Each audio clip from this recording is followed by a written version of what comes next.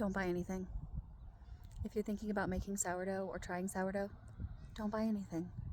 The amount of people that I've heard go, ugh, I can't get it to work, and I've spent all of this money on all of these tools to do the sourdough and it won't work. Don't buy anything. There is not a single thing that you have to buy to make sourdough work. You need flour. That's it. When I started making sourdough, I told myself I'm bad about starting hobbies, buying all the supplies for them, and then them not going anywhere. So when I started sourdough, I told myself, you are not going to buy anything. You are not going to buy a sourdough set. You are not going to buy a banneton. You are not going to buy a bread lame. You are not going to buy a single thing. If you cannot make it work with the things that you have in your home, then you don't get to do sourdough. And I did. I used mixing bowls I already have.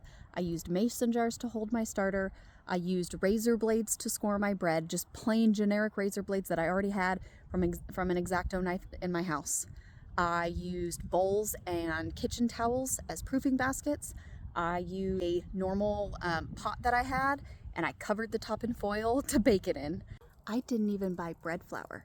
I used plain, great value, all-purpose, fully bleached flour to make my starter because I was so dedicated to not buying anything. I told myself I was not allowed to buy anything until I knew I could do it and it was going to last for a while and it was going to be a thing I could do. And then I bought myself some things that do sometimes, to a certain amount, make life a little bit easier. But you do not need anything. So if you want to try sourdough and the supplies intimidate you, don't buy it. You don't need it. You can use a bowl. You can use a jar. You can use a spoon. You can use a metal spoon. You can use a plastic bowl. It doesn't matter. If you want to learn sourdough, learn sourdough. You do not need all the supplies to do it. I believe in you.